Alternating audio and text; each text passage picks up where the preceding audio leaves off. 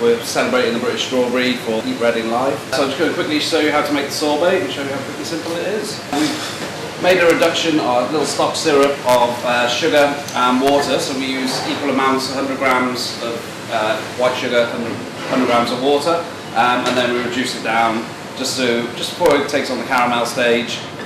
So it's a little bit thicker, just a little bit thicker than double cream. What we're going to do then is we're going to quarter about 250 grams of strawberries, which we'll then puree with the stock syrup and a little bit of lemon juice, and straight into our ice cream cooler, and it'll take about 20 minutes to churn, and we'll have perfect, wonderful, sweet tasting strawberry sorbet, which is absolutely delicious. So I'm just going to cut the strawberries down now.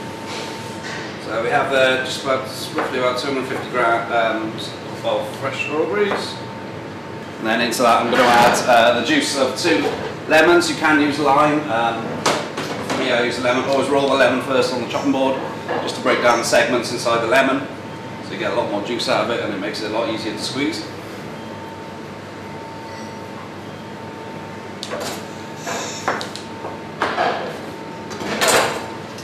And then, so you're using your hands, I just use a sieve, just squeeze it through, collect any pips. You don't want to save yourself picking pips out. And then we just add the stock syrup. Let's just slightly reduce down, so just warm it slightly. And then just add that into the mixture. Let that puree down so you've got the consistency of a sauce. And it should give you a nice vibrant red colour, which is absolutely gorgeous. Perfect if you just wanted to use it as a sauce, and so keep sometimes a little bit of this back just for service, and then just use it as a little sauce last minute. Add a tiny little corn flour to it just to thicken it. These are wonderful little pieces of kit. Then we just add our mixture. Now it'll take about 15 minutes churning before we remove it. Put it into a plastic container, freeze overnight, and it'll be a lovely perfect sorbet in the morning. What I have done for the presentation of this dish and for the easy service, I use a shot glass where we can actually put the sorbet the night before into the shot glass. It's one job done, it's in the freezer, it stays in the freezer until the last minute, and it makes service very easy and very quick. And then we have a perfect little strawberry sorbet. Fit for any good dinner party, lovely for summer, it's so refreshing, so tasty, it's so simple as well. And we're going to go on to make our little biscuit base. We're going to use a Huntley & Palmer's ginger nut biscuit. I personally prefer the ginger nut. I think it's better, slightly tastier than the digestive, it's got a bit more flavour and it's nicer in the cheesecakes.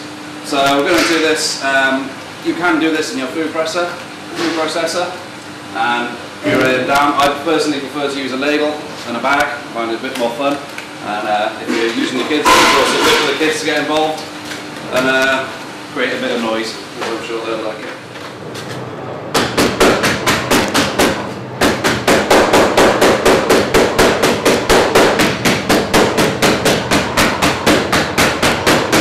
I'm just going to use a small little mould that we'll be using on the day. On the actual day, we're going to be making 200 of these. So me and my pastry chef will be very busy ensuring that they're all ready to rock and roll. And then we add, roughly for the mixture for our family four, we need about 50 grams of butter. The ginger nuts are sweet enough on their own, you don't need to add any extra sugars. If you have a very sweet tooth, then you can add some icing sugar, but personally I don't think the recipe needs it. So we're going to add literally about 10 grams of butter. And then just get our fingers in there, give it a good little mix around. This will also help them break down the biscuit a little bit further. And I'm going to mold straight onto the plates, it's just easier for service. And then we just add a small little bit of the mix into the mould. You don't want to make the cheesecake base too thick, you just want to make it a little bit thinner. You don't want your cheesecake to be all biscuit and no the actual cheesecake mix. And then just using your finger you can tap it down. And then that will just go in the fridge overnight, or it'll take about an hour just to reset back down. When it comes to plating up, where we've made our biscuit base, then we make our cheesecake topping to go on. So we use cream cheese, a little bit of whipped cream, or double cream can be whipped up, a little bit of icing sugar, melted white chocolate. You can chop and put fresh strawberries through there. I put a little bit of squeezed lemon juice in just to help bring all the flavours alive. Then I just top it with finely sliced strawberries. Again, this can be done a couple of hours in advance, kept in the fridge, it'll hold.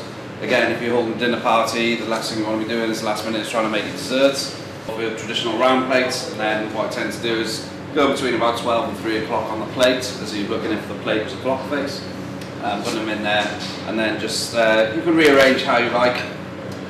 For myself, there's a nice little touch, just something to hold the spoon in place, so when my waiters pick the plates up, my spoons don't go flying across the room or end up in the lap of the customers. This is a mixture for the sorbet.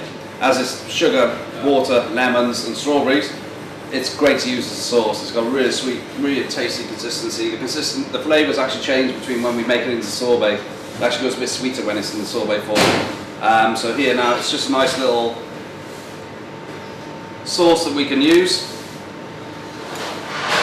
That we can just give a little flick on a plate, just to give a little hit of red as well on the plate, and just to break the plate up so it's not all white, that we do have a little hint of red on there.